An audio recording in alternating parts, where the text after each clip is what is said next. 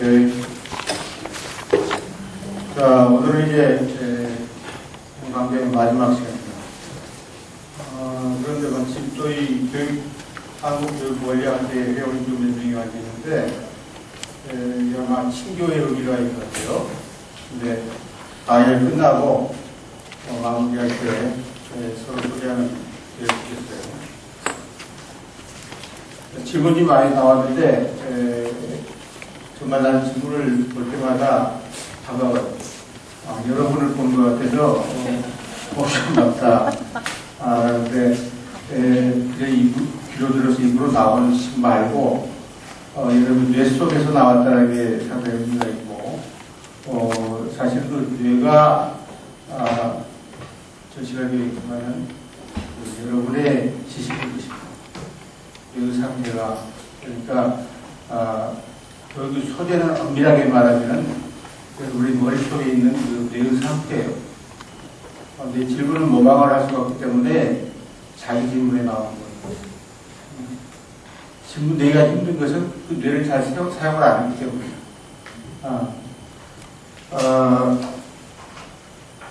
지금 질문이 꽤 와 있는데 나한테는 이제 그 시간적인 문제, 얼마큼 이 질문 내용을 다룰 것이냐는 문제가 있는데 물론 중간중간에 내가 이제 조정을 하겠지만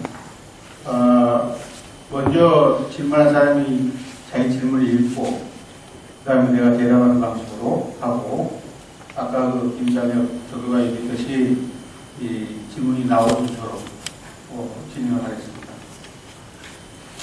한 가지 부탁은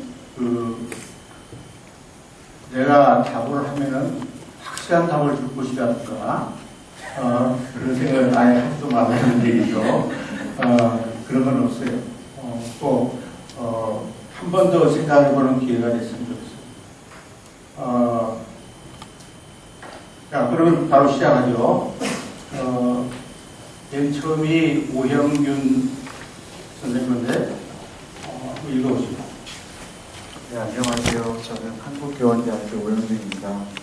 질문 3개가 있는데요. 같은 맥락이고 사실 제가 제일 궁금했던 거는 3번 질문입니다. 그래서 3번 질문에 이르기 위한 과정이라고 생각을 해서 1번, 2번 내용을 제시했습니다.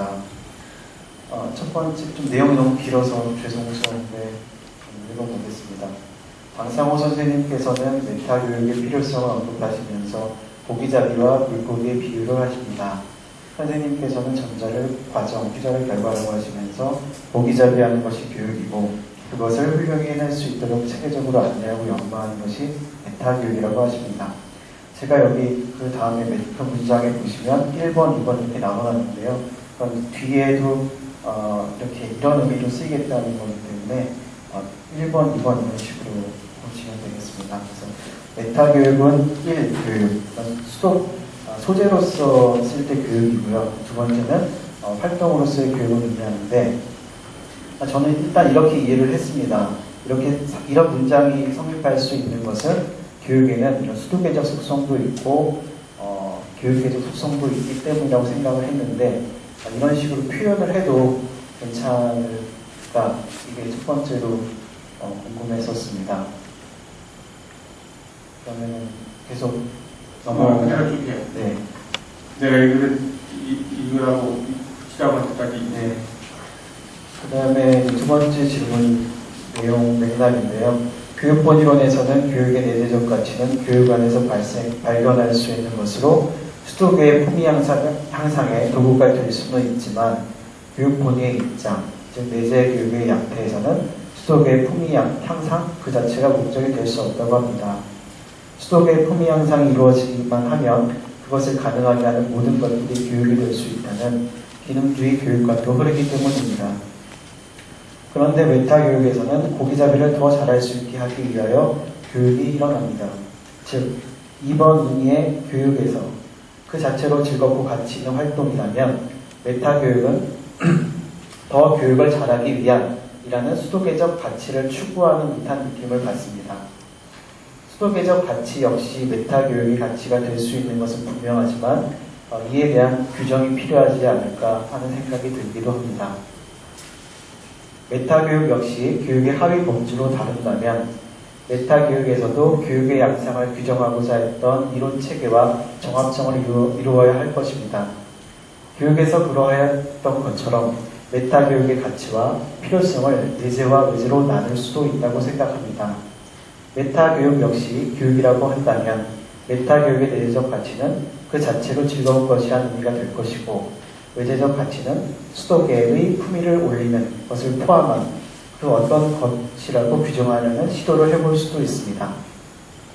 그러나 메타 교육의 가장 중요한 가치는 교육을 더 잘하기 위한 것이 아닌가 하는 질문과 함께 교육을 더 잘하기 위한이라는 수도계적 품위 향상이라는 목적 혹은 가치의 확인 및 실현은 여타 활동으로 가능하기 힘들 것이므로 이건 가정인데요.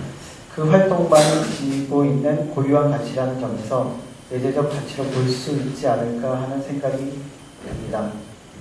이때는 내재적 가치와 외재적 가치를 어떻게 구분할 것인가 그 기준에 따라서 이 교육을 더 잘하기 위함이라는 것이 내재적 가치에 속할지 외재적 가치에 속할지가 달라질 수 있다고 생각을 합니다. 이번에서 제가 보면은 시도라는 표현을 사용을 했는데요.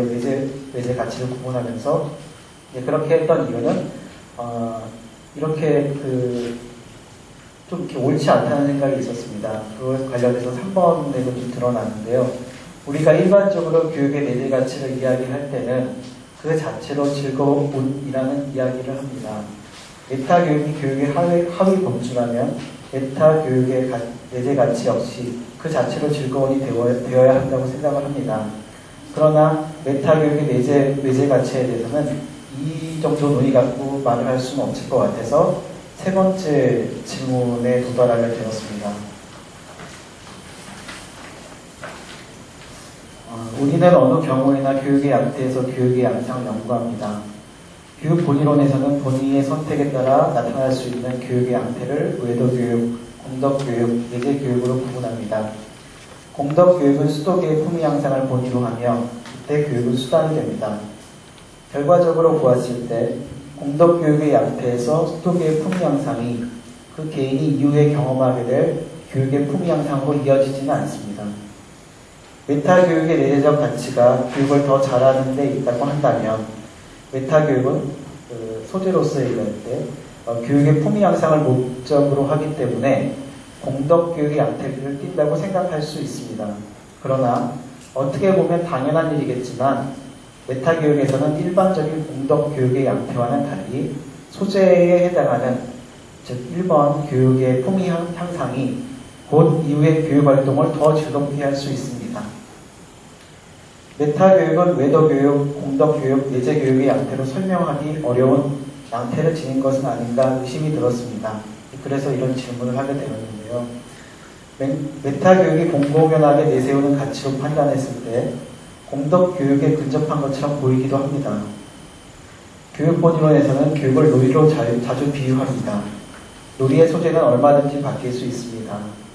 메타교육은 소재가 무엇이든 더 즐겁게 놀 수 있는 능력을 향상시키는 것을 목적으로 합니다. 비유이기 때문에 동치하는 데 어려움이 있지만 즐겁게 놀 수 있는 능력의 향상은 수도계적 품위 향상에 해당될 것입니다. 모든 활동이 목적과 수단의 가치를 지니고 있고 교육 역시 예외가 될 수는 없습니다. 그러나 메타교육의 가장 중요한 가치를 교육을 더 잘하기 위함이라고 규정한 순간 수도계의 품위 향상이라는 본인의 선택이 이루어졌다고 생각할 수 있습니다. 그렇다면 메타교육은 공덕교육의 양태로 설명되어질 여지가 생깁니다. 거기까지 밑에서 이견도 들어갔고 거기까지로서 충분히 질문의 취지는 됐고 자, 맨 위에 그 1번 질문이라는 것은 그 메타교육에서 결국 교육의 소재가 교육인 경우, 그죠? 그렇기 때문에 교육이 특수한 종류의 수도계로서 규정될 수 있어야 된다. 그런 거거든. 그런 질문은 계속 나오는데 조금씩 더 공격적인 질문이 나와. 그러니까 그때가 기다리고. 두 번째는 메타 교육은 더 교육을 잘하기 위하다는 말이 그런 느낌을 받다고 그랬지. 그런데 내재적인 가치를 느끼지 않았어. 지금 오 선생이 아까 내재적인 가치로서 메타 교육을 생각하지 않는 거. 자꾸 교육을 잘하기 위한 얘기 나오던 그런 느낌을 받았다. 왜 그런 느낌을 받았을까? 내가 그렇게 썼나? 어디서? 일을 복잡하게 만들 필요는 없고 똑같아요. 그러니까 교육의 내재 가치는 메타 교육은 아이들한테 있다고. 그 다음에 그 기능도 있어요. 그렇잖아? 그러니까 지금 자꾸 오 선생 생각에는 메타교육 교육을 더 잘하기 위한 것이다라고 자꾸 선입견을 가지고 있는데 그것뿐만 아니라 내재적 가치도 있다. 이렇게 생각하면 돼. 오케이? 그리고 메타교육이라서 별도의 무슨 다른 개념이 필요하잖아. 그러니까 개념이 자꾸 많아질수록 이론은 좋지 않은 거예요. 그렇죠? 어떤 일관성이 있어야 돼. 자꾸 그 보조가설을 준다든가 그러면 안 된다고. 그런 생각이고 어떻게 보면 본인이 답을 가지고 있더라고. 아까 보니까 교육에서 그러했던 것처럼 메타교육의 가치와 필요성을 내재와 외재로 나눌 수 있다고 생각합니다. 그렇잖아. 그때 그 답을 가지고 있어. 그러면 자꾸 의문이 생기는데 그걸 내가 이해를 못하겠다고. 오케이?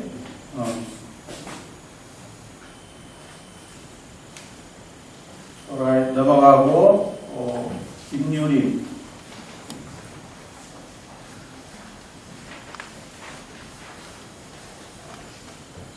저는 서강대학교에서 심리학과 전공하고 있고요. 교직과정 교차로 김유리입니다.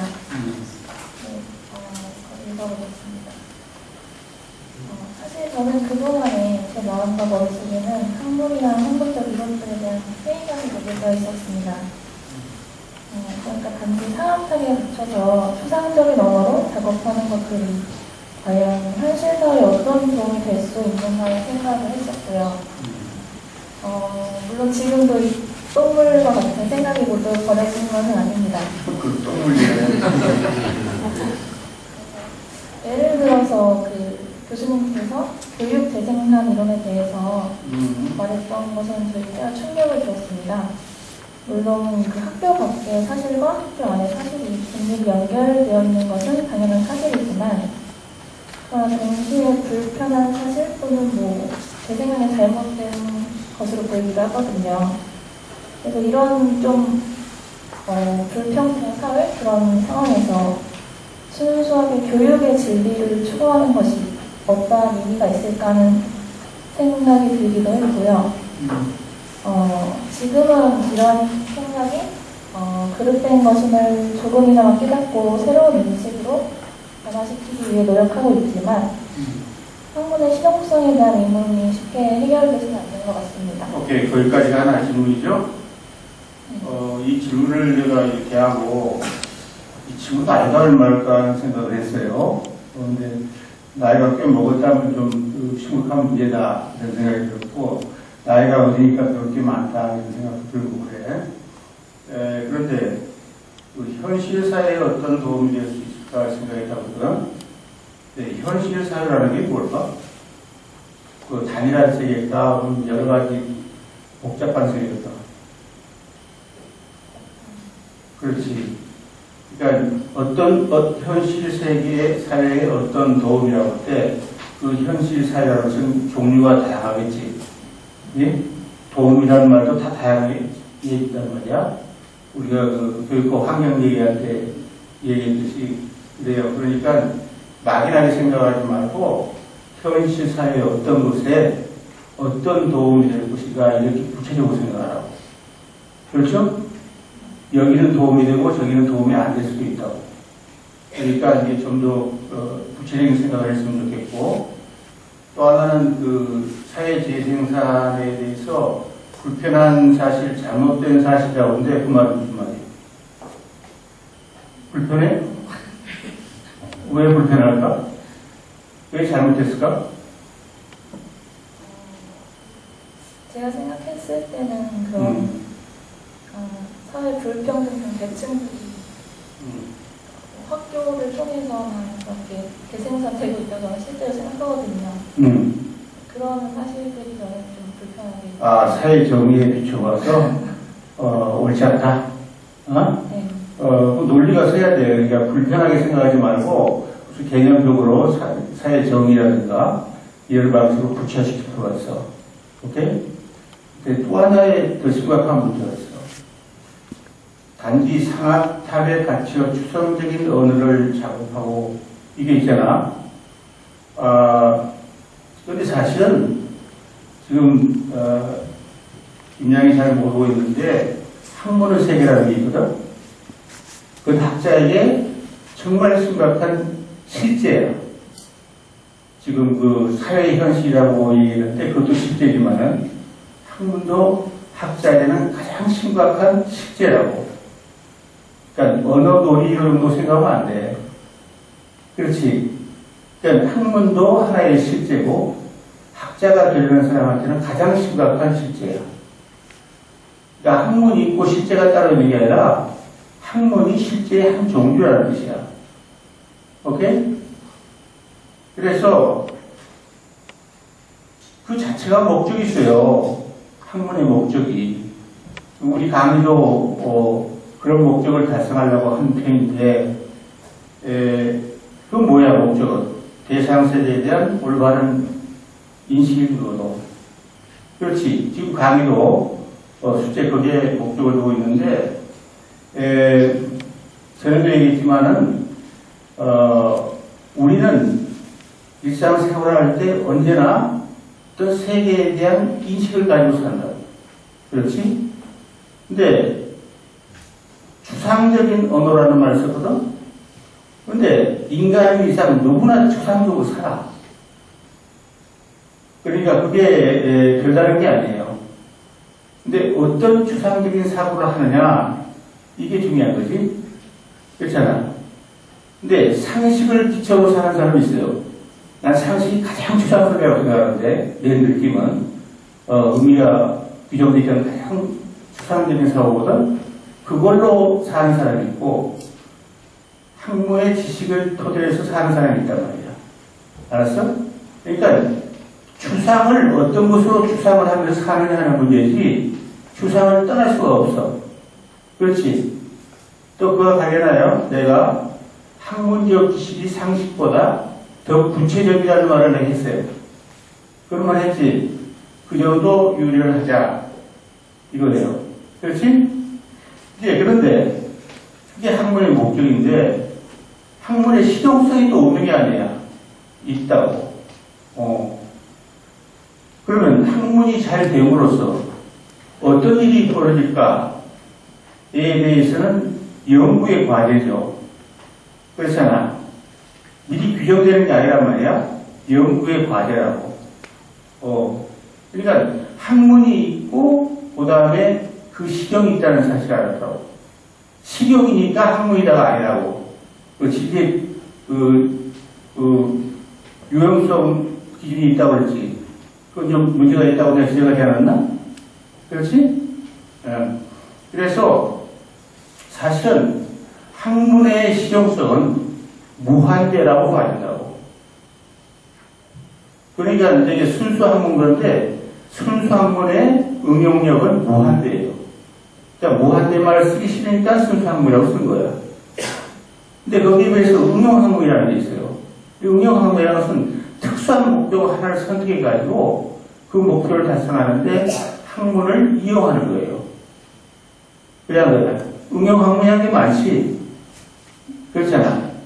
경영학이라든가 무슨 공학이라든가 응용 학문인데 순수 학문이 있음으로써 가능한 거지. 그리고 순수한 학문의 무한대한 용도 가운데 어떤 특정한 것을 이용한 것이 불가한 거죠. 그래야 돼. 그러니까 그 순수 학문에 대한 이해가 좀 빨라야겠어. 있어야겠어. 오케이? 학문하는 놈은 쓸데없는 놈이다. 그런 생각하지 말란 말이야. 혹시라도, 또, 추상적이다 생각하지 말고, 당신도 추상적으로 산다. 근데 학문적 지식을 토대로 사느냐, 혹은 상식을 토대로 사느냐, 혹은 신화를 토대로 사느냐는 그 차이가 있을 뿐이에요. 오케이? 지금 내가 볼 때, 김유림은 학문 밖에서 사는 사람이야. 이 신호를 내가 받고 느낌이 맞지? 그 다음에 다음 질문. 간단하고 어리석은 질문 또 한 가지 있지. 읽어봐.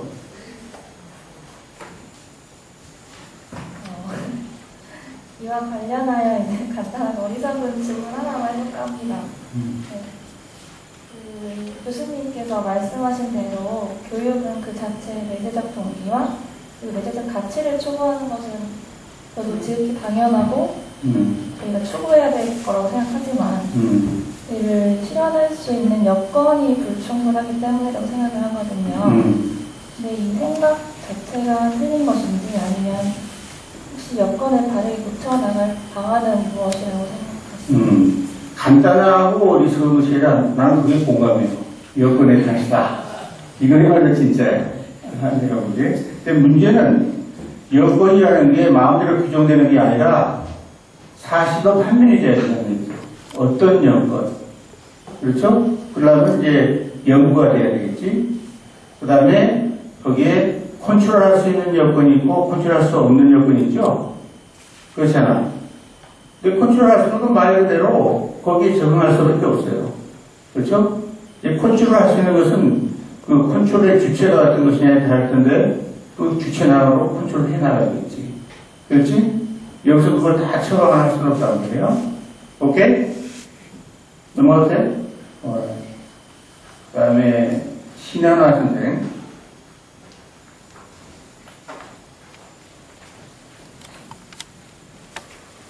네. 질문을 하고 나니까 두 가지 질문이었는데요. 첫 번째 질문은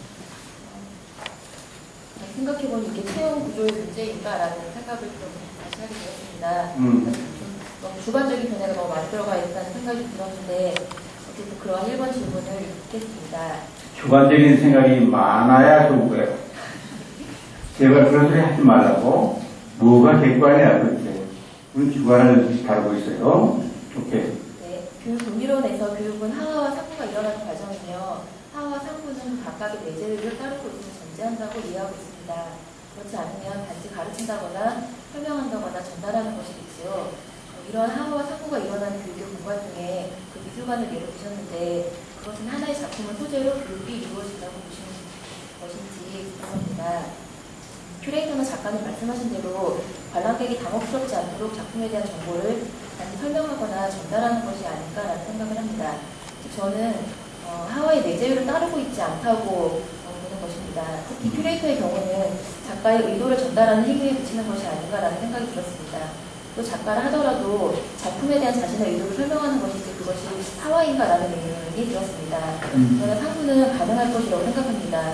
왜냐하면 풍미와 표현들을 말씀하실 때 작품에는 원래의 의미가 있는 것이 아니라 나의 해석이 있는 것이다라고 말씀하셨던 맥락을 통해서 이해하면 그렇습니다.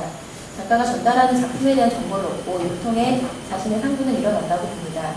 이러한 보편적인 경우에서는 하와가 그러나 그럼 이러한 보편적인 경우에서는 하와가 일어나지 않는 공간이라고 생각했습니다.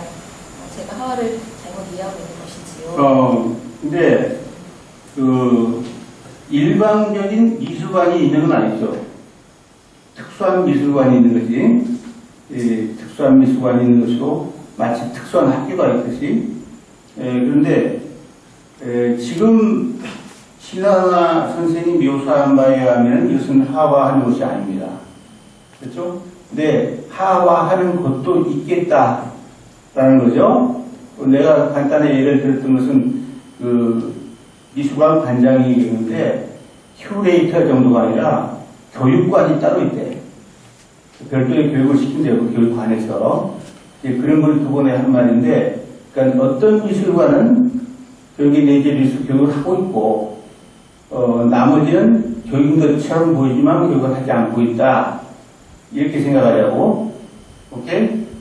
그리고 미술관은 미술만 있는 게 아니에요. 생활공간으로 거기는 정치, 사회, 경제 다 있다고. 문화, 종교까지 다 포함되어 있어요. 학교 경우하고 똑같아요. 그러니까 여러분이 명칭에 좌우되지 말라고. 오케이? 미술관은 오로지 미술이다. 이렇게 생각하지 말라는 거죠. 그 안에도 교육도 있을 수가 있다.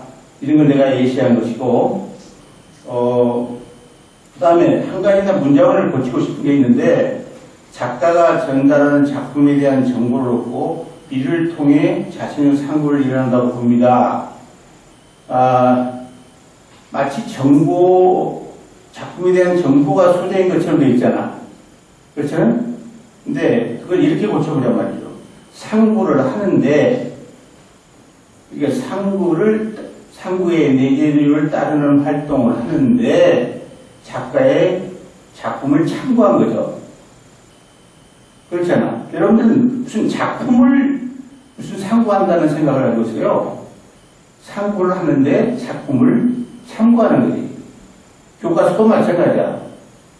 교과서를 배우고 가르친다는 놈들이 얼마나 잘못된 것인가. 그렇게 했거든. 상고하고 하하하는데 교과서를 이용하는 거지. 이 어떤 한도 내에서. 그 얘기가 이해가 돼요? 그래서 그 학교 안에도 정치, 경제, 사회, 문화가 있듯이 교육관에, 미술관에도 정치, 경제, 사회, 문화가 있고 그 중에 어떤 상과 하와 내지를 따르는 걸 보고 그 공간의 교육적인 측면이라고 얘기하면 되겠다. 그렇게 보면 되겠어. 오케이? 1번 다 됐어요? 2번. 이번은 제가 초등학교 교사이기 때문에 초등학교의 정체성 문제와 좀 관련을 지어서 생각이 들었습니다.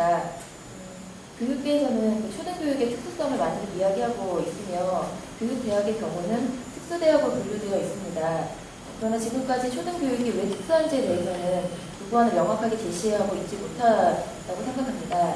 이에 대한 근본 문제는 선생님께서 말씀하시는 그 교육이 무엇인지 모르기 때문이라는 생각을 먼저 합니다.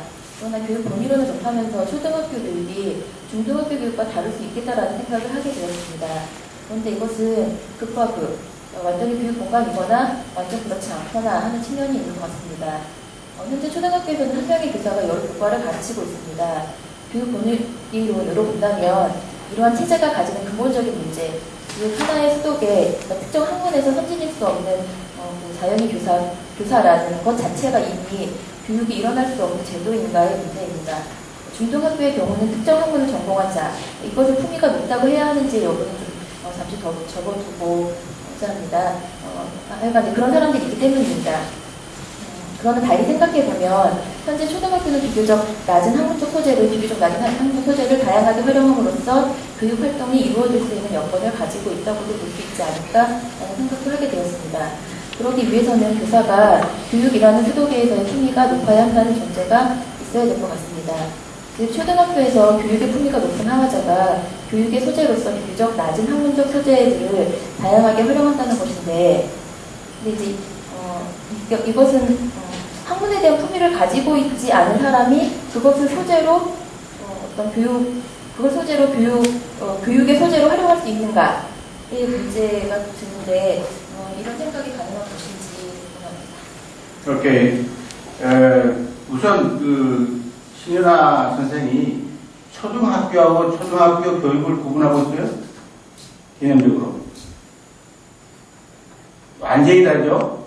우리 개념에는 초등학교하고 초등학교 교육은 달라요. 후자는 초등학교 가운데 교육과 학교가 중첩되는 것입니다. 그걸 지칭한다고. 이해가 돼? 지금 그랬잖아. 학교 교육하면은 학교하고 교육이 중첩되는 것이라고 했잖아. 그렇죠? 그러니까 초등학교 가운데 초등교육이라고 하는 것은 그 일부란 말이지. 머리 잘 안 돌아가지. 그게 굉장히 중요해요. 우리가 배운 바에 하면은 그 다음에 초등과 중도 차이가 뭘까? 그 앞에 있는. 그렇죠? 그게 복잡해. 그게 간단하지 않아. 그러니까 결국 여건이 한두 가지가 되는 게 아니야. 초보와 뭐 중보와 이런 게 있는 게 아니라 나이 차이도 있고 뭐 에코로지 차이가 다 있다고.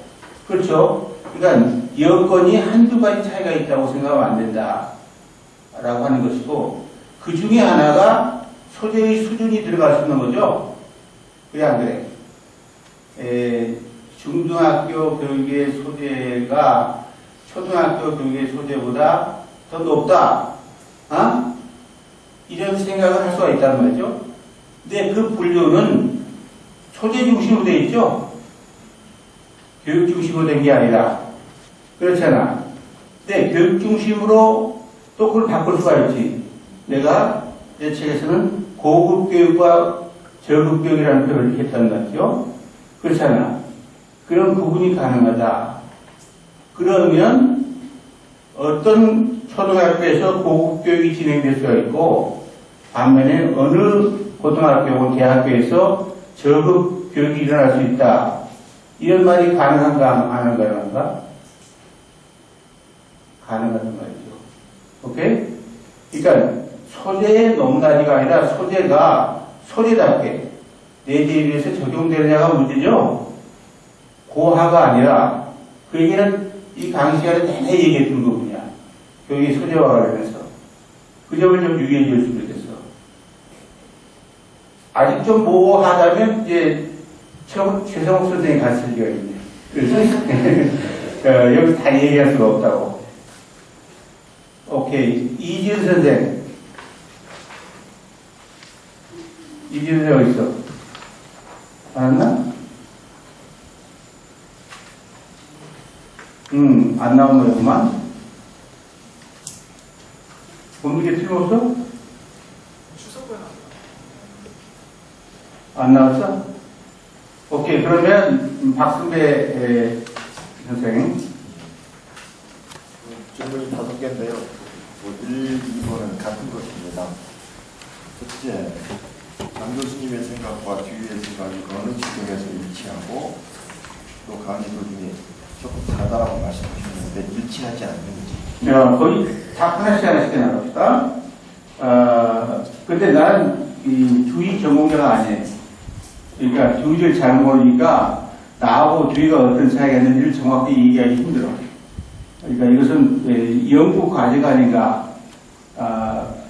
박 교수가 한번 해보지. 만약에 자신 있으면은 권장하고 싶은데 한 가지 차이가 있어요. 내가 보기에 장상호는 교육학의 자율화에 관심이 있었고 거기에 열심히 했고, 두이는 사실은 교육학보다는 철학에 더 관심이 많았고 철학의 재건에 관심이 많았어요. 그런 가운데 교육이라는 말이 나왔는데 그건 목적의식에서 큰 차이가 있다. 그 점을 지적하고 싶어요. 그 다음에 두 번째 질문 들어가겠습니다. 네, 두 번째 질문은 1번의 연장이라고 빼겠습니다. 세 번째요. 이게 연장이 아니에요. 그것도 읽어보시죠. 2번, 이거 2번. 다 읽을까요? 아니, 말 다 읽는 게 아니라 내가 제 판단인다까지. 예. 질문, 영어 다음부터. 주의가 가리킨, 장상호 교수 주의가 가리킨 길을 따라 여행한 느낌이 듭니다. 왜 이렇게 말이에요? 예, 그렇습니다. 저는 그 뒤를 읽으면서, 저는 뒤의 전문가도 결코 아니지만, 제가 읽은 텍스트 속에서는 뒤가 가리킨 길을 장상호 교수님께서 여행한 느낌을 받았습니다. 비록 장 교수님이 쓰신 용어를 뒤는 쓰지 않았지만 비슷한 그러니까 똑같은 사물이 아니고 똑같은 생각을 하면서 장 교수님처럼 그 당시 사람들이 쓰는 용어를 썼을 뿐 장 교수님과 똑같은 생각을 했지 않는가. 그리고 이 지점부터 누군가는 더 연구해 주었으면 좋겠다라는 그 이야기를 저는 주의가 한 것 같은 느낌을 받았습니다. 그건 확인해가야 되고 보시고 주위한테 내가 놀랐어요. 주위가 같은 길을 따라갔다. 그러니까 주위의 아류 같은 느낌이 드는데 나는 교육 본이론 얘기할 때 한 번도 주위를 생각해 본 적이 없어요. 나중에서 생각을 했지. 그러니까 그 기존 교육학의 한 아류로 나를 집어넣으려고 하지 말라. 그 얘기를 정말 강조하고 싶어요. 그러니까 일기 교육학의 한 부류로 장사함을 집어넣으려고 하는 그런 것은 그 내가 의도하는 바의 역행이다. 그걸 얘기하고 싶고요. 그 다음에 교의를 확장한 것에 불과하다. 근본적으로 다른 것이 아니지 않느냐. 이런 말은 참 이상한 거야. 근본적으로 다른 게 뭐예요? 모든 게 다 유사한 거지. 근본적으로 다른 게 있나? 그러니까 교의는 교의고 장상어는 장상어지 그 중에 어느 하나가 다른 사람을 따라가는 것은 아니단 말이죠. 그러니까 혹시라도 그런 식의 논문을 쓰면 안 된다.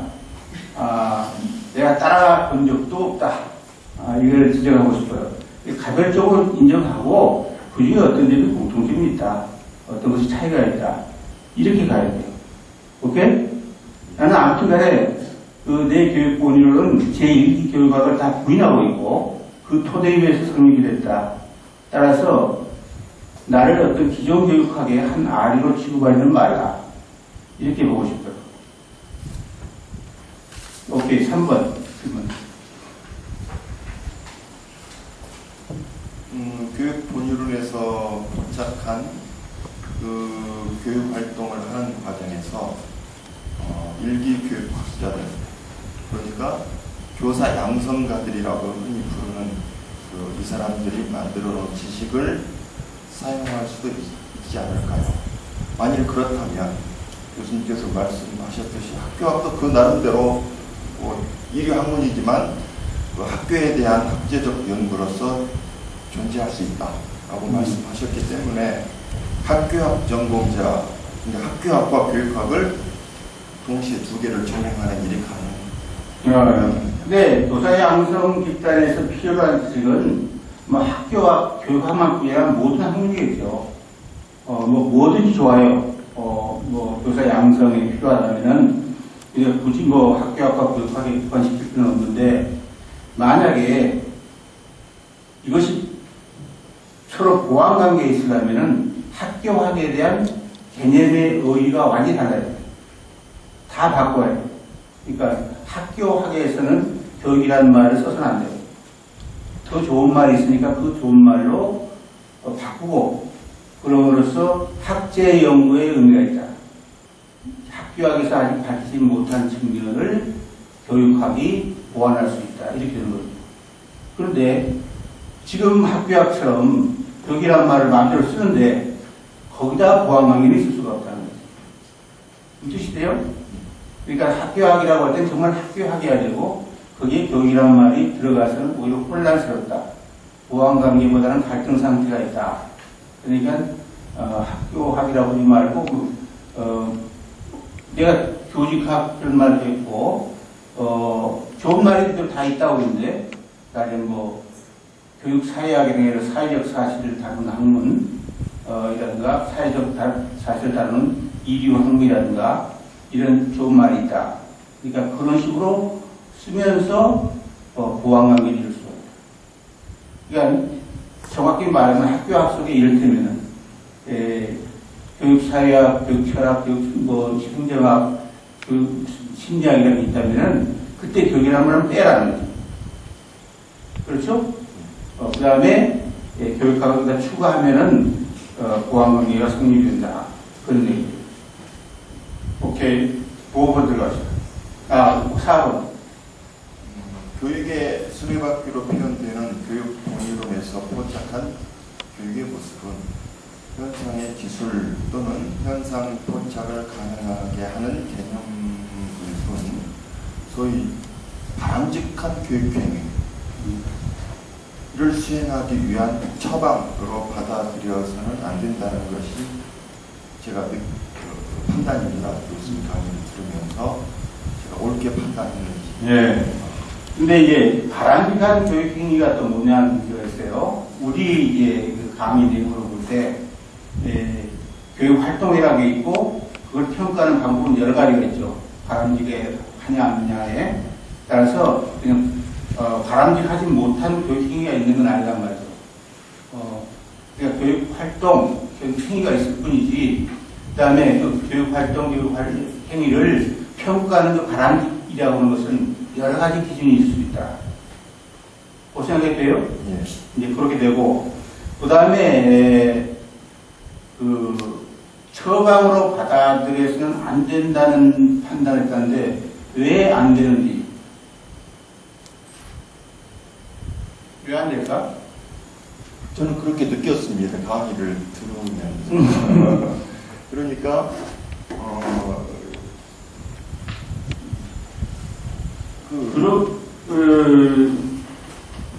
개념 체계의 일뿐 좋아요. 거기까지. 그보단 일뿐이고, 교육 행위는 사실은 개념 체계 없이도 잘할 수 있어요. 그렇죠?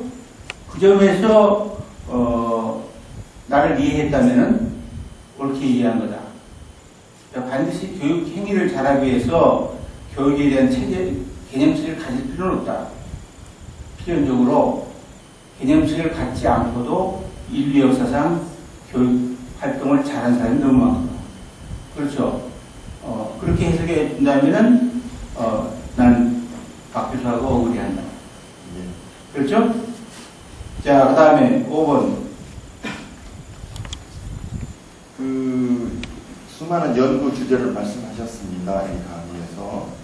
그런데 이 문제를 연구하는 방법으로서 실험 연구가 불필요한 것은 아니지만 우선은 현상학적, 해석학적 방법을 사용하는 것이 좋겠다라는 말씀하셨습니다.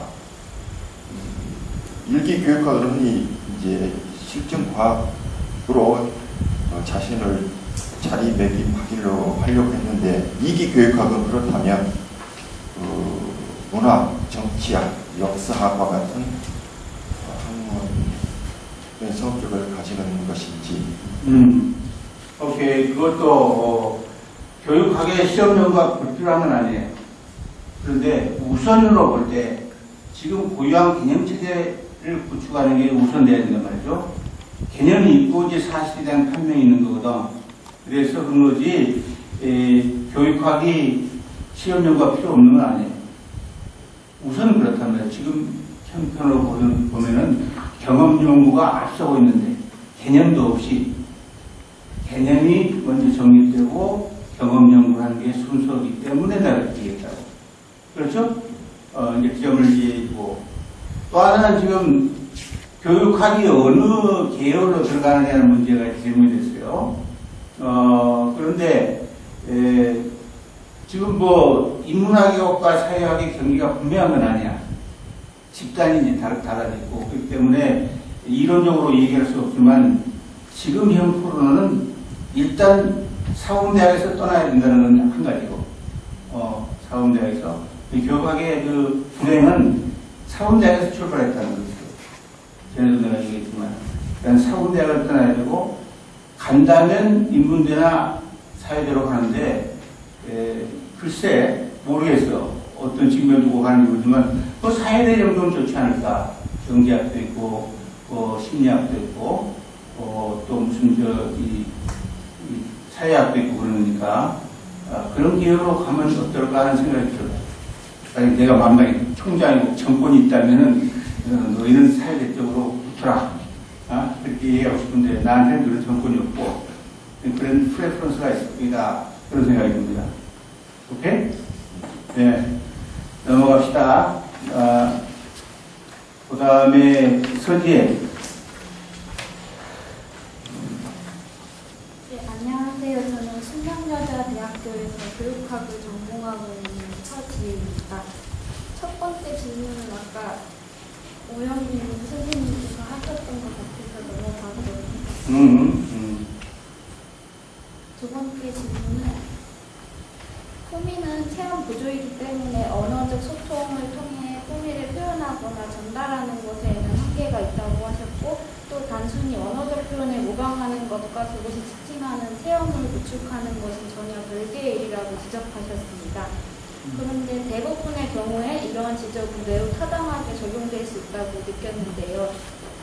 철학의 경우에는 풍미의 체험 구조를 실험과 실습 등의 체험을 통해서 표현하고 체득하는 데에는 한계가 있지 않을까 하는 생각을 했습니다.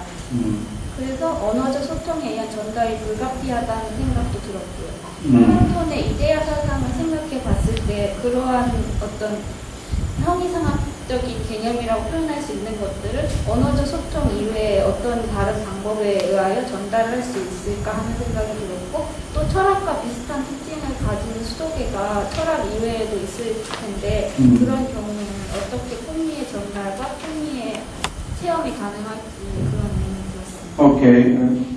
첫 번째 문제는 나중에 얘기하기도 했으니까 넘어가고, 언어적 소통을 하는데 철학은 그 언어적 소통이라는 게 불가피하지 않는가 그런 얘기죠.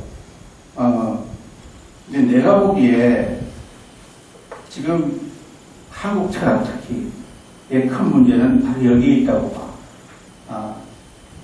그러니까 철학의 목적은 플라톤 배우고 하이데커 배우고 무슨 흡설 배우고 그런 게 아니라고. 철학적 사고를 확장하고 개선하는 거예요. 그 목적이. 그러는데 플라톤인지 무슨 하이데커인지 무슨 누군지가 동원되는 거죠. 그것을 배우는 게 아니에요. 거기에 큰 착각이 있어요. 지금. 근데 극단적으로 얘기하면 지금 한국 철학에서 자기 철학관이 있는 사람은 없어요. 자기 철학적 사고를 하는 사람이 없다고. 그러니까 누구 이름 대가지고 그걸 추종하는 것 뿐이지.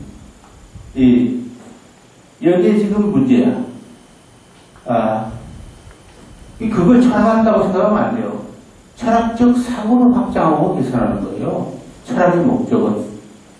거기에 문제가 있다. 그래서 구이시학의 전형인 것이 바로 거기에요. 지금. 철학 분야라고. 그런데, 가령 플라톤의 예를 들어봅시다. 플라톤의 이데아 사상. 이게 고정된 의미가 있어요? 마치 거기에 어떤 콘센서스가 있는 것처럼 생각하는데, 그건 큰 착각이죠. 플라톤의 사상에 그런 글들이 있고, 그렇죠? 있고, 거기에 대한 다양한 해석이 있을 뿐이에요. 정석적인 해석이 있는데, 그 정석적 해석을 전달하는 게 아니에요. 맞아요, 내 말이? 그렇지. 그러니까, 그 플라톤의 그러니까 문헌, 텍스트를 중심으로 거기에 대한 해석의 차이가 있다고 할 때, 그렇죠? 그 해석의 차이를 소재로 해서 교육적 교습이 일어나는 거지. 그래야 되겠지. 예. 하이데커가 봐고 흡수를 배우고 뭐 배우고 아니야. 철학적 사고를 확장시키는데 그들을 동원하는 거죠. 여기에 그 한국 철학의 비극이 있다라는 그런 생각이 들어요. 그래서 철학을 소재로 하는 교육이 있을 수가 있는데, 그때 플라톤의 이데아 사상이라고 하는 것은 문헌상으로 있을 거고, 거기 해석의 차이에서 철학적 사고가 확장될 수가 있다. 그렇게 보면 되겠어요. 좀 힘들지? 이야기가 너무 지금 철학하고 다르니까. 그러니까 말로 전달할 수밖에 없다고는 그 말에 지금 비극을 맺는 거야. 철학 교육에. 예. 그 다음 질문. 다음 질문은 교육의 소재 선택과 가치에 관한 질문인데요. 교육의 소재는 독점하거나 강요될 성질의 것이 아니며 그것을 선택하고 결정할 주체는 각 개인이라고 하셨습니다. 교육은 수도계의 풍미를 소재로 하여 이루어지며 수도계의 범위는 무궁무진하기 때문에 따라서 교육의 소재 또한 무궁무진하다는 의미가 될 것입니다. 물론 수도계적 기준에 해당하는 것이 어떤 것인가에 관해서 엄격한 기준이 필요하겠지만 이는 자칫 잘못하면 교육의 소재를 선택하는 과정에 있어서 가치의 문제를 배제하는 것처럼 느껴질 수 있다고 생각했고 저 또한 그렇게 느꼈습니다. 교육의 소재는 무제한적이며 그 소재의 선택은 개인에게 달려있다.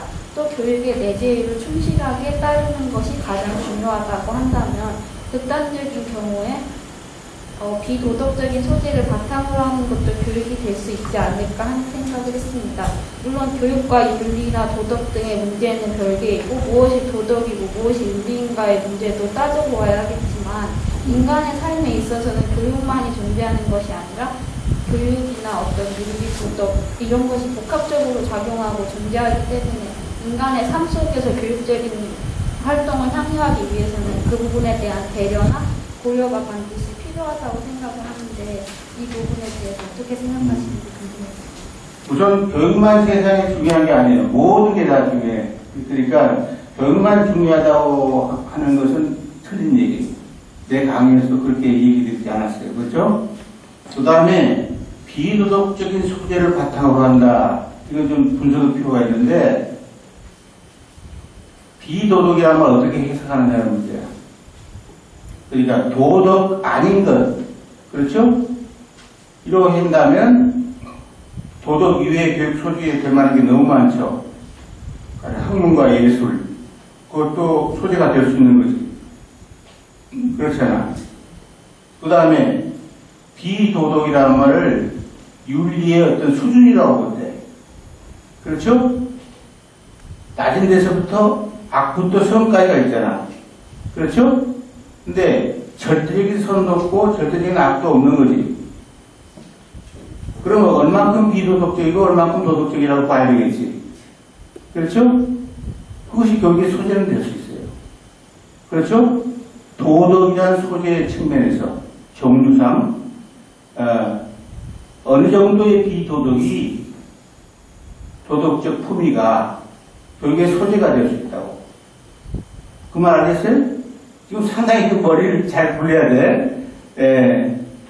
그러니까 내 말을 듣고 다시 한번 생각해봐.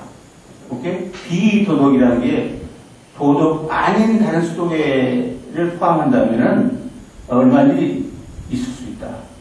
또 도덕의 차원에서 선과 악 중에 어떤 중간일 거단 말이야. 그러면 그것이 교육의 소재가 될 수 있다. 그렇게 해석하자고. 오케이? 뭐 그게는 끄떡끄떡하니까 기분은 좋은데 이해가 되는지 모르겠다. 오케이, 그 다음 질문. 제가 왜 그 질문을 했는지에 대해서 잠깐 말씀을 나중에 소매치기 얘기하려고 그러지? 그건 나중에 또 나와.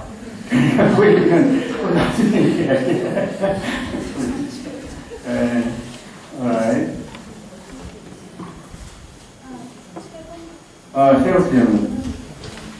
이 질문이 성립하는지는 잘 모르겠지만 양상과 양태를 교육에서 구분을 하셨고 또 양태를 통해서 양태 안에서 양상을 찾으려고 하면 안 된다. 그럼 교육의 양상에 대한 개념 없이는 교육의 양태에 대한 연구가 어렵다. 이렇게 말씀을 하셨는데 저는 이 부분에서 교육은 양상이 아니라 양태를 통해서 드러나고 또 그러한 양태를 통해서 양상에 대한 개념을 양상에 대한 개념을 추정하거나 어떤 추정할 수 있는 게 있지 않을까 하는 생각을 했습니다. 오케이. 네. 거기서 말이야. 그러니까 지금 양상이 꽤 어렵게 얘기했는데 내가 일부러 이제 교육을 논의할 때 구분을 하려고 했고 어느 경우나 이론적으로 포착되는 세계를 이제 그 양상이라고 얘기할 수 있는 거거든. 우리 개념으로 쓰면은 그리고 그 이론 밖에 변인이 같이 섞인 것을 양태라고 한다고 보거든. 예를 들면은 피사탑에서 모든 물건을 던지면은 같은 속도로 떨어집니까? 실제로? 같은 속도로 안 떨어질 거예요. 그렇죠? 그러나 원리는 같은 속도로 떨어진다고 그랬죠. 그렇잖아.重力의 법칙에서 같은 속도로 떨어진다고 했단 말이에요. 그러니까 같은 속도로 떨어지는데 여러 가지 다른 여건 때문에 같은 속도로 떨어지지 않는다의 설명이 가능하죠. 그렇잖아.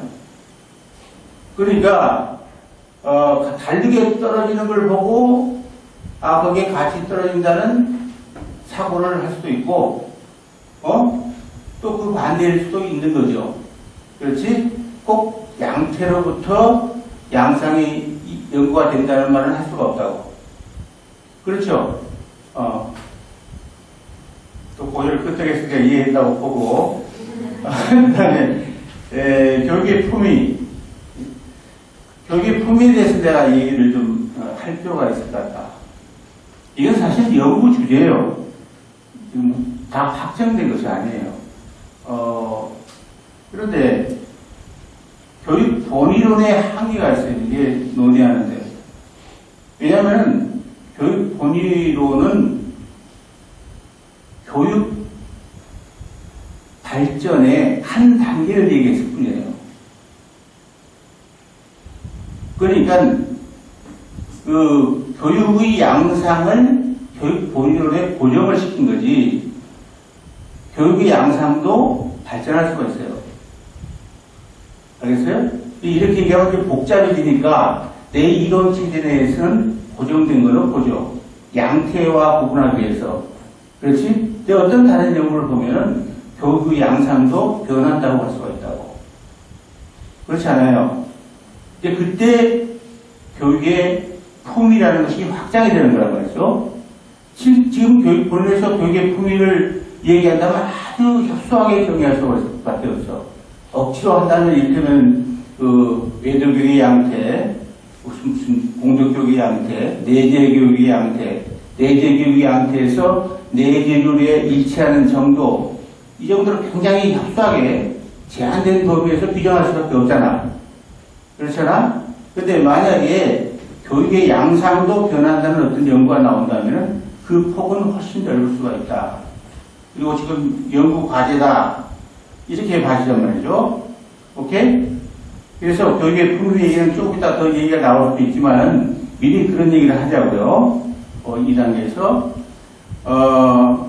그 다음에 세속계의 실용적 가치라는 걸 했죠. 그렇잖아. 수도계의 가치하고 세속의 가치 얘기할 때 내가 수도계의 가치는 보유할 뿐만이 아니라 그 자체가 내재적 가치를 함축하고 있다.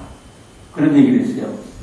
그 자체에 포함되는 것만으로도 얼마든지 인생의 가치를 증가시킬 수 있는 부분이다, 있다, 이거든.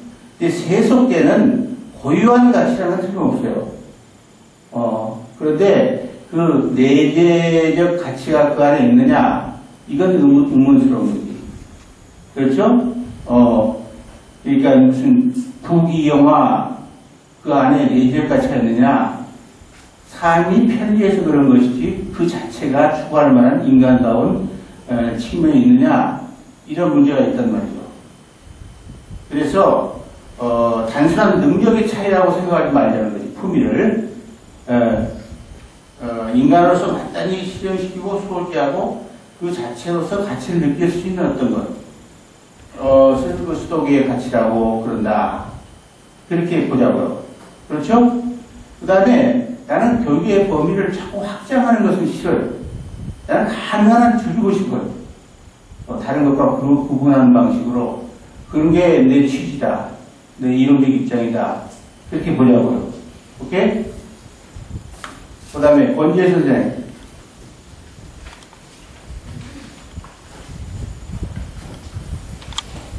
권지혜 선생 없나? 제가 지금 이제 질문은 세 가지가 있는데요. 먼저 첫 번째는 우리가 배울 때 교육이라는 것은 선진과 후진이 자율적으로 서로 의지를 가지고 하와 상부를 할 때 발생한다고 이제 배웠는데, 그렇다면 제가 좀 현실적으로 생각을 해봤을 때 상부 의지가 전혀 없는 후진이 있을 수 있는데, 그 후진에 대한 선진의 일방적이고 의도적인 하와, 예를 들면 뭐 강요된 타진 같은 것들, 그런 것들을 통해서 그 활동 이후에 후진의 어떤 품위가 변화가 되었다고 했을 때도 그런 것과 상관없이 그게 의지가 없었으니까 교육이라고 볼 수 없는 것인지, 아니면은 이것을 교육의 양태로 봐야 하는 것인지 라는 의문이 들었고요. 그리고 이것과 조금 관련해서 저는 이제 책을 생각해봤는데 일반 자연인이 자신의 형편보다 높은 수준의 책을 혼자서 상구하려고 할 때 여기서 상구가 맞는 말인지는 모르겠는데요. 이것을 교육이라고 볼 수 있는 것인지 이게 비록 책이지만 책의 내용인 저자의 주장을 하와라고도 볼 수 있는 것인지에 대한 의문이 들었습니다. 오케이. 우선 강의적 타진이라는 것은 존재하잖아요. 그러니까 그 질문은 무슨 말이 안 되는 거고, 그 다음에 이제 저자 얘기 나오는데, 저자가 만약에 하와자라면은 저서 안에서 하와의 내지를 따라야 돼요. 하와 내지를 그 저자가 따랐느냐 하는 문제를 따지거든. 대체적으로 아까도 얘기했지만 우리가 책을 가르치고 배운다는 말이 있어요. 그러나 책을 어떻게 가르치고 배웁니까? 그 책은 어떤 품위의 표현이고, 이를테면, 그리고 그 표현에 대한 해석이 품이죠. 그렇잖아요. 각 개별적인 해석이 품이거든. 그러니까 무슨 글이나 말을 배운다고 생각하지 마세요. 배우고 가르친다는 말은 정말로 쓰지 말자는 거죠. 그 표현에 저변에 있는 품위를 생각을 해야 되고, 그 품위가 교육의 소재다. 그렇죠? 그렇게 생각하죠. 그러니까 어떤 글을 배운다. 그 말은 내가 보기에 잘못된 생각이요. 그 글에 표현된 품위를 배우는 거죠. 소재가 되는 거지. 배운다기보다 상과 하와의 소재가 되는 거지. 그런데 한 가지 분명한 것이 있어요. 어떤 텍스트나 고정된 의미가 없어요. 그에 대한 다양한 해석이 있을 뿐이에요. 그러니까 정석적 의미가 있을 것이다. 텍스트 안에 환상이, 신화야 있을 수가 없죠. 그것에 대한 해석인 거죠. 저자의 해석이 있을 수도 있고, 독자의 A의 해석이 있는 거고, 독자 B의 해석이 있는 것이지, 거기에 어떤 정석적 해석이 있는 것은 아니다. 이 점을 지적하고 싶어요. 맞아요? 이견이 있으면 언제든지 반론을 제기하기 바랍니다. 또 2번.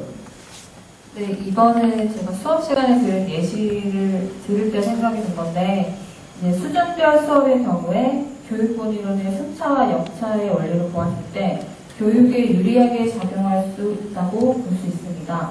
그런데 실제 교육이 일어나는 과정에서 이러한 여건이 특정 학생들에게는 자존감 같은 것에 부정적 영향을 주어서 가령 교육 소재에 대한 흥미를 잃게 하거나 상고하고자 하는 의지에 방해가 될 수 있는 거라고 저는 생각을 하는데, 그렇다면은 이러한 제도에 대한 심리적 반응으로서의 여건은 오히려 유리한 것이 아니라 교육에 불리하게 적용할 수 있는 것이 아닌가라고 생각을 했습니다. 오케이. 우선 그 수준별 수업이라는 것을 어떻게 해석하느냐 문제예요. 네, 지금 수준별 수업이라는 어떤 학교 안에 프랙티스가 있다.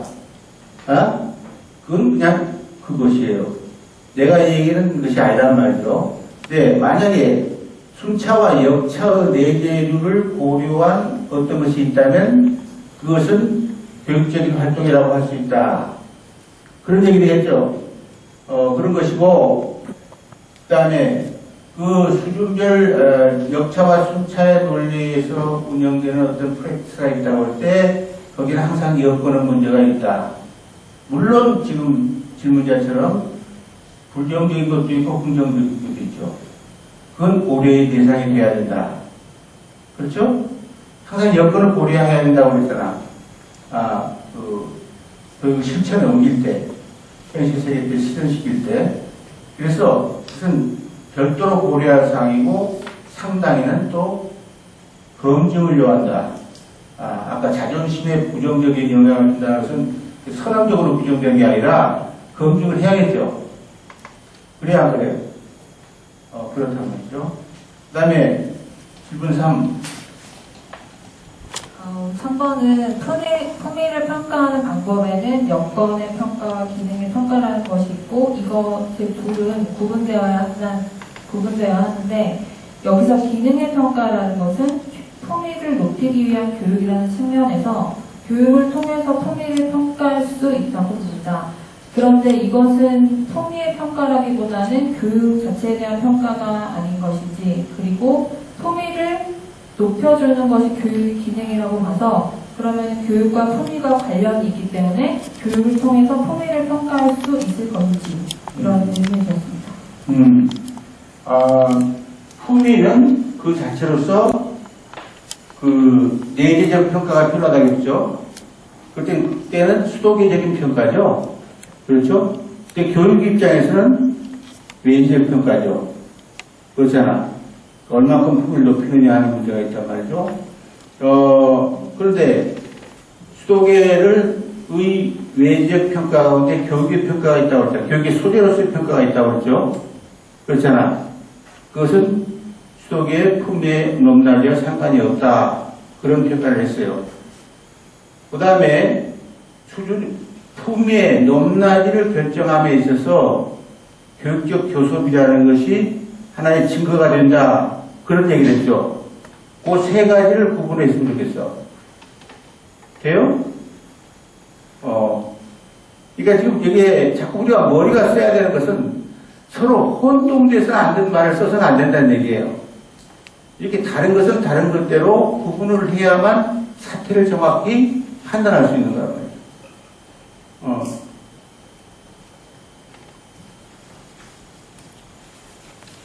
다시 한번 강조하지만은 품이라는 것은 수도계에 속하는 속성이죠.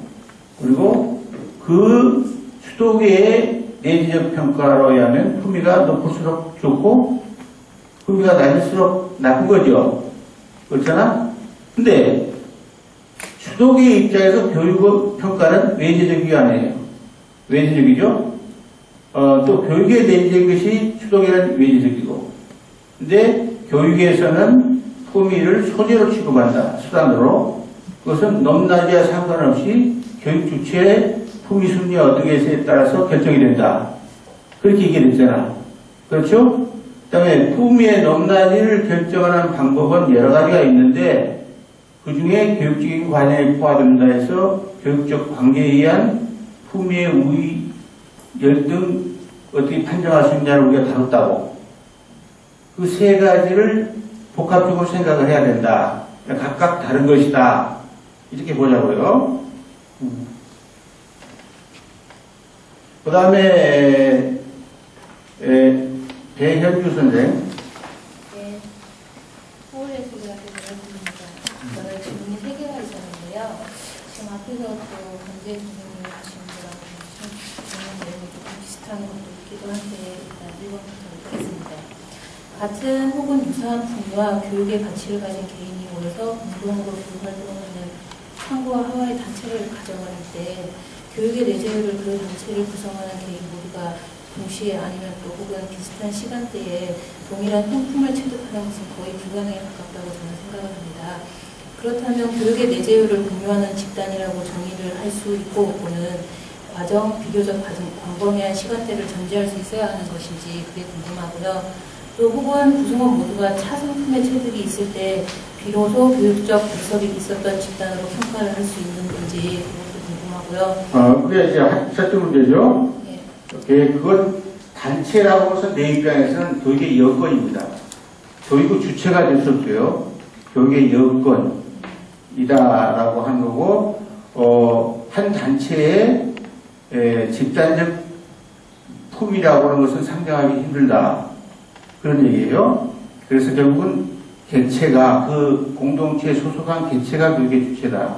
그리고 교육의 주체가 될 수 있다고 말씀드렸죠. 내 얘기는 단체가 교육의 주체가 되기도 힘들다.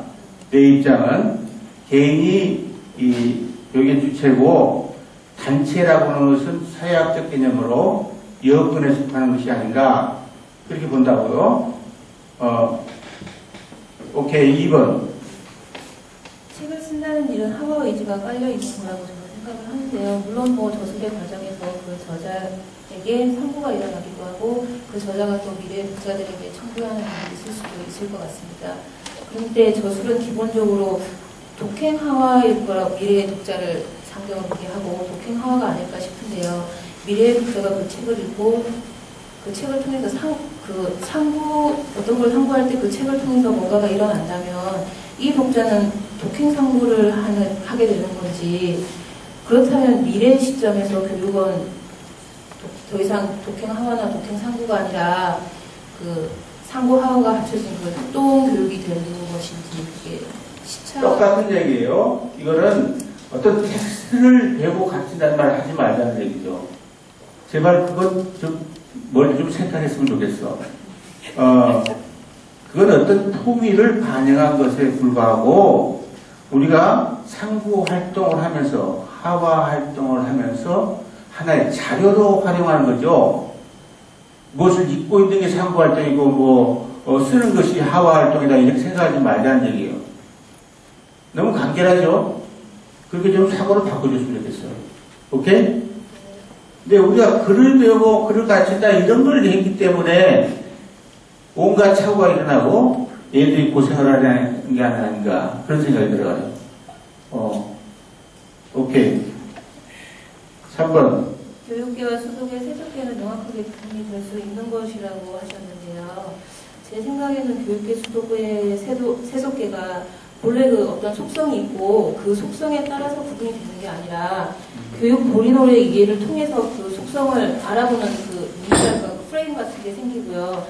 그제서야 비로소 그 개의 구분이 자기 머릿속에서 창조가 된다고 저는 생각을 하거든요.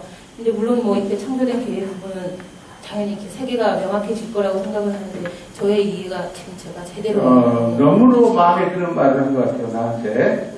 왜냐하면 내가 교육계, 수도계, 세속계라는데 그게 내 교육으로 밖에서 해석하면 안 돼요. 교육 본관 안에서 해석하라고. 그러니까 내가 수도계 개념이 어디가 따로 있는데 내가 그걸 적용한 것이 아니라 내 교육 분야 안에서 규정한 거죠. 그러니까 따로 어떤 절대적인 의미가 있을 것이다. 이 생각을 하면 내 이론을 이해할 수가 없어요. 알았어요? 내 이론 안에서 새롭게 규정되는 것이다. 그렇게 봐야겠어요. 오케이. 자, 넘어가고 김상현. 네, 저는 질문이 두 가지가 있는데 첫째는 교육의 동기입니다. 선생님께서는 이제 교육 본의론을 정립하시면서 다른 학문의 용어를 쓰지 않는다는 걸 원칙으로 하셨는데 교육의 동기라는 용어가 사실 제가 좀 와닿지가 않았었거든요. 이게 혹시 심리학으로 파견될 그런 위험이 있는 것이 아닌지 라는 의문이 들었고, 그래서 이제 중3권을 다시 찾아봤는데 거기는 보면은 특정 분과 학문의 독점 영역은 될 수 없다라는 말이 간단하게 언급이 된 걸 찾을 수가 있었습니다. 그렇다면 이거는 어떤 분과 학문의 그런 연구 대상이라기보다 어떤 여러 가지 학문들이 학제적으로 연구할 수 있는 영역일 가능성이 있다는 식으로 저는 이해를 했는데, 그러면 다시 제가 이제 궁금해졌던 것이 동기를 연구하는 거랑 학교를 연구하는 거랑 과연 같은 경우인가? 학교를 연구하는 것처럼 학교는 어떤 하나의 생활 공간이기 때문에 그것에 대한 학적인 연구가 가능하다고 볼 수 있는데 동기라는 것도 과연 그런 경우가 되는 것인지 아니면 다른 이유에서 그렇게 될 수가 있는 것인지 헷갈렸습니다. 예. 우선 동기가 심리학적 견이다 이렇게 얘기했는데 반드시 그런가 하는 점이 있어요. 그래서 심리학적에서 우리 내재변이라고 주장할 수 있지만은 그걸 다른 분야에서 연구를 한다면 반드시 내재변이 아닌 걸로도 될 수 있는 거죠. 근데 나는 내가 교육의 내재 동기라고 할 때 굳이 그것을 깊이 생각하지 않고 썼어요. 그러니까 더 검토해 보는 문제다. 왜냐면 교육학적인 동기론이 있냐, 또 그런 거 의식하면서 썼느냐, 그렇지는 않다.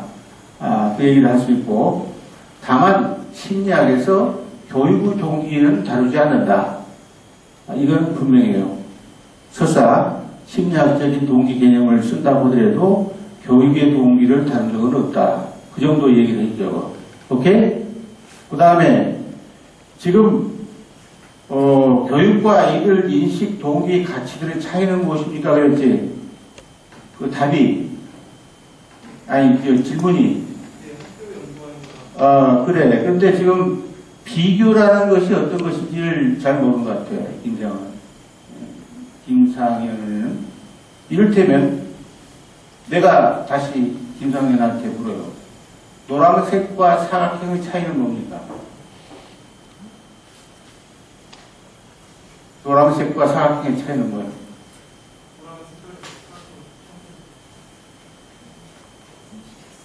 그게 비교가 불가능해요. 왜냐하면 범주가 달라. 하나는 색깔이고 하나는 모양이기 때문에 그래요. 그러니까 그 범주끼리 비교하는 거란 말이죠. 그러니까 우리가 가령 교육이라는 것은 정치, 경제, 사회, 문화 뭐 어쩌고 하는데 그 중에 하나로 범주가 들어가는 것이고 인식, 동기, 가치라고 하는 것은 또 하나의 인간 특성이 그 차원이 돼가지고 비교할 수 있는 측면이거든. 그렇지. 그러니까 범주 차원을 하고 있어요. 비교상. 또 하나는 비교를 한다고 해도 같은 범주라고 할 때도 위계의 차이가 있어요. 동의 개념이냐 아니냐가 문제가 돼요. 그 무슨 말이냐면 내가 또 한 번 질문할게요. 사람과 여자의 차이가 뭐야? 사람이 여자의 상위 개념. 하위 개념이지. 그 하위 개념끼리 비교를 한단 말이죠.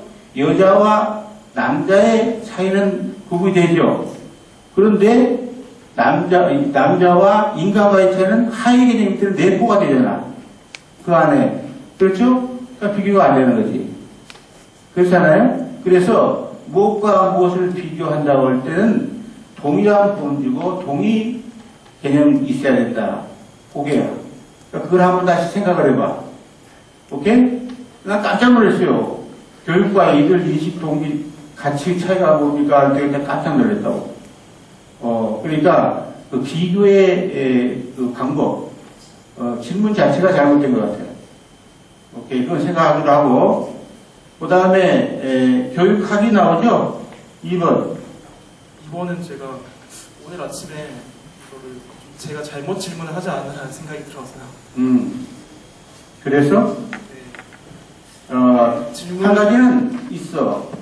품위의 양상과 양태라는 말은 이때까지 한 번도 들어보지 못한 모릅니다. 근데 이 강의는 한 번도 들어보지 못한 얘기를 다 했어요.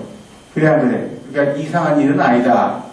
라고 하는 것이고, 품위의 양상과 양태도 달라요. 그러니까 같은 품이더라도 그 사람의 가령 심리적 특성에 따라서 다르게 나타나죠. 그래 안 그래? 가령 같은 바둑의 수준이라고 하더라도 어떤 놈은 공격형이고 어떤 수비형이 있잖아. 그렇잖아. 근데 되게 그들의 실력은 비슷하다. 이와 같이 그 양태는 달라진다는 거죠.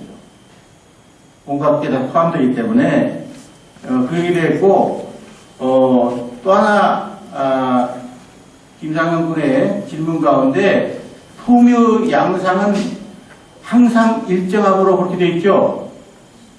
그것은 교육 본의로는 측면에서는 그렇다는 거죠. 아까 내가 얘기했지. 예, 그러나 교육의 양상도 변한다는 어떤 연구가 있다면은 양상도 변한다고 얘기할 수 있다. 오케이? 내가 양상을 고정시키지 않고 왔다 갔다 얘기하면 논의가 돼야 안 돼요. 안 된단 말이죠. 그러니까 논의의 편의상 하나의 양상을 교육 본의론에 고정시켜 놓고 얘기했을 뿐이지 어떤 다른 연구는 양상의 변화까지도 얘기할 수 있다. 이 얘기요. 오케이? 자, 민기식 선생.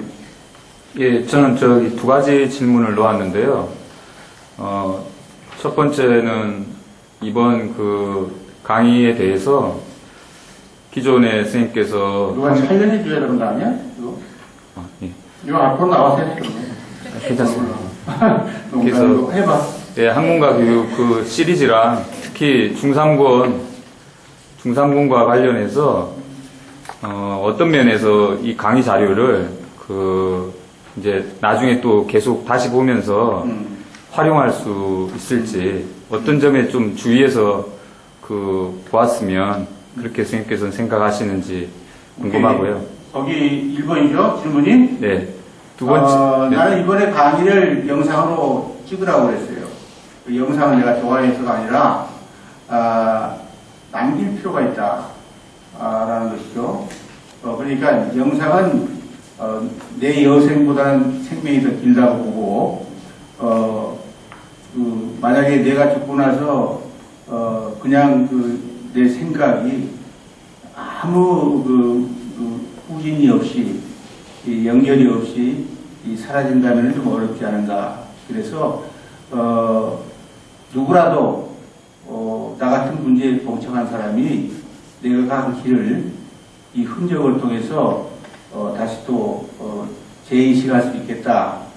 그런 취지에서 물론 책도 남겼지만은 영상을 남기는 게 좋다 해서 일부러 녹화를 요구했습니다. 그게 진행되고 있어요. 그러니까 실제 녹화물은 나보다 더 오래 살 거예요. 그리고 내가 죽고 그래도 누군가가 그것을 다시 감식하는 그런 기회가 있을 걸로 나는 기대합니다. 오케이. 질문이. 예, 두 번째는 이제 강의 중에 선생님께서 말씀하셨습니다. 그런데 좀 선생님 책을 읽을 때 어떤 태도와 방법에서 이렇게 좀 선생님께서 좀 다른 색다른 말씀을 주실지 좀 기대가 돼서 적어봤습니다. 순서는 상중하대로 가는 게 좋고, 저서의 순서는 다르지만은 내가 그 저서를 출발할 때 순서는 있었어요. 그렇기 때문에 상중하, 상중 1, 2, 3, 하로 가는 게 옳다. 그래서 가령 중3에 맨 끝머리에 교육적인 신경이 나오죠. 그 다음에 하분이 바로 나오죠. 이것도 엄격하게 계산해서 내가 집어넣은 겁니다. 그래서 학문과 교육의 완벽한 어떤 조화를 의도하고 처음부터 썼다. 좋고, 그 다음에 방법이라고 해서는 내 텍스트를 배우고 가르친다고 생각하지 말라는 거죠. 똑같은 원리야. 그러니까 저자와 자기 자신의 품위의 차이를 의식하라. 그리고 그 차이를 좁히기 위해서 어떤 활동과 삶의 태도가 필요한가. 그걸 생각하라는 거죠. 그걸 하지 않고는 그 책을 이해 못합니다. 미안하지만. 적당하게 분류된 건 내가 얻어 찾아. 그래가지고 되는 게 아니에요. 그건 내가 보기에 지득입니다. 증득이 아니라. 그걸 얘기하고 싶어요. 오케이? 자, 시간이 의외로 빨리 가는데, 지금 내가 템포를 조정해야겠네. 10분만 쉽시다. 오케이? 그러니까 35분에 또 만나기로 했습니다.